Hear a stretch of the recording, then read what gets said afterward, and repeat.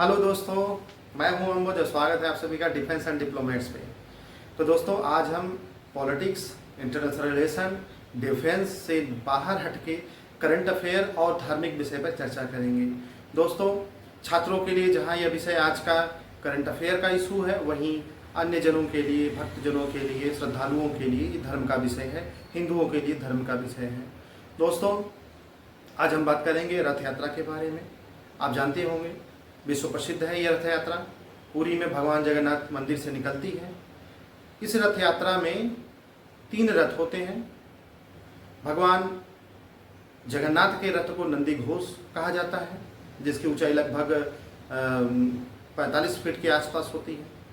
फिर उनके भाई बलराम यानी बलभद्र का रथ होता है, जिसे तालध्वज कहा जाता है।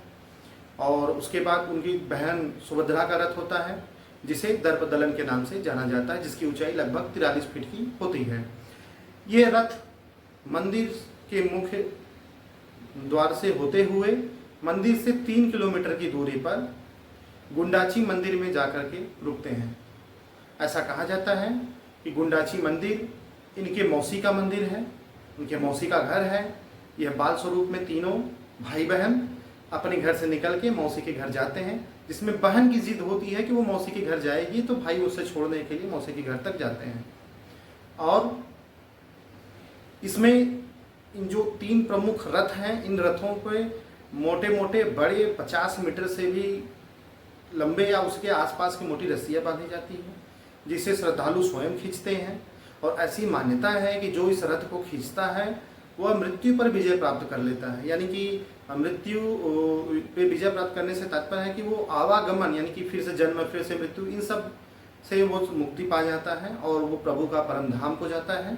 इसलिए यहाँ लाखों श्रद्धालु हर वर्ष आते हैं, रथ यात्रा में शामिल होंगे, भगवान के दर्शन करेंगे और रथ को खींचने का प्रयास करते हैं। हर व्यक्ति का प्रयास रहता है कि किसी तरह से रथ की रस्सी को छुए, उसे खींचे, अपना उसमें योगदान दे। दोस्तों, ये तो रही रथ यात्रा। अब हम बात करते हैं जगन्नाथ मंदिर के बारे में कि आखिर जगन्नाथ मंदिर कब बना, किसने बनवाया, क्या महत्व है। तो जगन्नाथ मंदिर का इतिहास बहुत पुराना है, यानी इसका जिक्र जो है वो पुराणों में भी मिलता है। ब्रह्मा पुराण आदि किसी एक और पुराण में इसके जिक्र मिलती है। इसके साथ ही ऐसा कहा जाता है कि उन पुराण में यह जिक्र है कि यह परंपरा और भी प्राचीन है, अर्थात ये वैदिक काल से चली आ रही है। लेकिन जो लिखित साक्ष्य हैं या जो साक्ष्य अभी उपलब्ध हैं, उस हिसाब से 12वीं शताब्दी के समय से यह रथ यात्रा प्रारंभ है। दरअसल इस मंदिर का निर्माण गंग वंश के राजा अनंत वर्मन ने 1150 में कंप्लीट करवाया था। इस मंदिर के पुनर्निर्माण की कार्य जो है, निर्माण तो नहीं कहेंगे, पुनर्निर्माण की बात करेंगे, क्योंकि इससे जुड़ी हुई एक और कहानी है जिस पे अभी हम आगे चर्चा करेंगे। 1112 में या 13 में इसका निर्माण पुनर्निर्माण शुरू हुआ था, जो 1150 तक चला था। दोस्तों, यह मंदिर तमाम रहस्यों से जुड़ा हुआ है। इसमें कुछ एक लोगों का विश्वास है, कुछ एक लोग कहते हैं कि किंवदंती है। जो भी है, लेकिन जो इससे जुड़े हुए फैक्ट है वो हम आज से शेयर करेंगे। जगन्नाथ मंदिर का जो निर्माण है, ये तो अनंत वर्मन ने करवाया है, पर इसके साथ एक और कहानी प्रचलित है कि एक राजा हुआ करते थे, इंद्रदुम्न, जिन्हें एक बार एक स्वप्न आया। उन्होंने स्वप्न में देखा कि भगवान नीलमाधव जो जगन्नाथ जी हैं, इन्हीं का एक दूसरा स्वरूप भगवान नीलमाधव ने उन्हें स्वप्न में कहा कि मैं वहाँ पर हूँ और मुझसे मिलो। तो जब उनका स्वप्न टूटा तो सुबह उठे और उन्होंने अपने दरबारी और अपने भरोसेमंद एक ब्राह्मण पुजारी विद्यापति को भगवान नीलमाधव की मूर्ति और मंदिर की खोज के लिए भेजा। वो खोज में जिस दिशा में, जिस स्थान पर भगवान नीलमाधव ने स्वप्न में राजा से कहा था, उसी स्थान की तरफ वो बढ़े।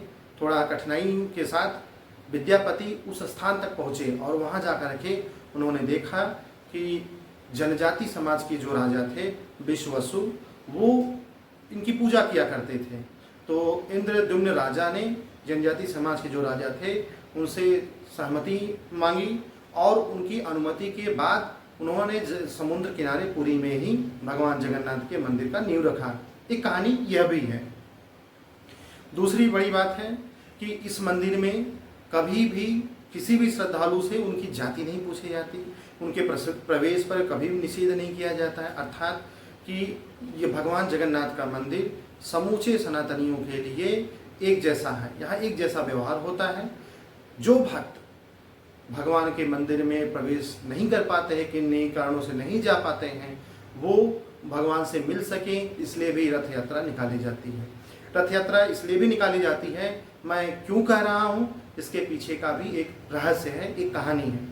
एक कहानी ये है दोस्तों कि एक मुस्लिम सूबेदार का बेटा, लाल बेग शायद नाम था उस मुस्लिम सूबेदार का, उसका बेटा था, उसका नाम था सालबेग।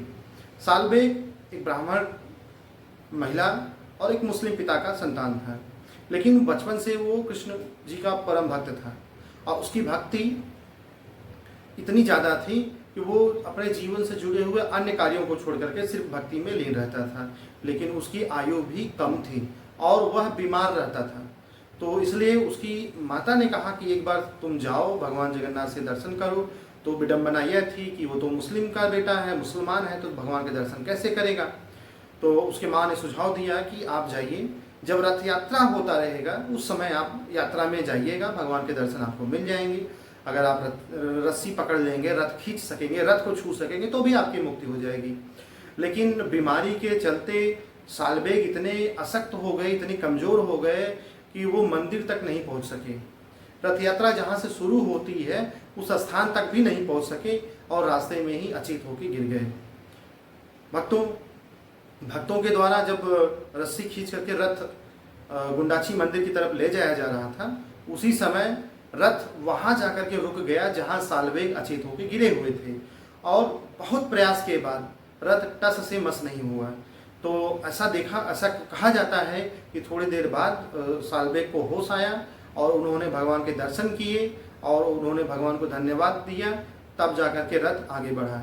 तब से ये परंपरा रही है कि जब रथ यात्रा निकलता है तो सालबेग का वहीं रास्ते में ही मजार है, उस मजार के पास रथ जरूर रुकती है, रथ यात्रा जरूर रुकती है। भगवान अपने भक्त से जरूर मिलते हैं। यहाँ एक उदाहरण ये है कि भक्त भगवान के पास हमेशा जाए ये जरूरी नहीं है, कभी कभी भगवान भी भक्त के पास आते हैं। और इस तरह से 9 दिन तक चलने वाला ये कार्यक्रम एक विश्व धरोहर के रूप में देखा जाता है। इस बार अनुमान लगाया गया था कि इसमें लगभग 10 से 12 लाख लोग शामिल हो सकते हैं। और जो ये मंदिर है जगन्नाथ, ये विश्व धरोहर के रूप में पंजीकृत है। और दोस्तों एक और बात इसमें जुड़ा हुआ है कि एक परम भक्त और कवि रहे हैं भगवान जगन्नाथ के, उनका नाम है कवि जयदेव। उनकी 2 फेमस रचनाएं हैं। पहली रचना है जो अति प्रसिद्ध है, जिसे कहते हैं गीत गोविंद, जो भगवान कृष्ण और राधा के रासलीला प्रेम समर्पण पर समर्पित है। और दूसरी उनकी पुस्तक है रति मंजरी। जी हाँ दोस्तों, कभी कभी सवाल आता है कि रति मंजरी किसकी पुस्तक है, तो ये बता पाने में असमर्थ हो जाते हैं कई बार हमारे छात्र साथी।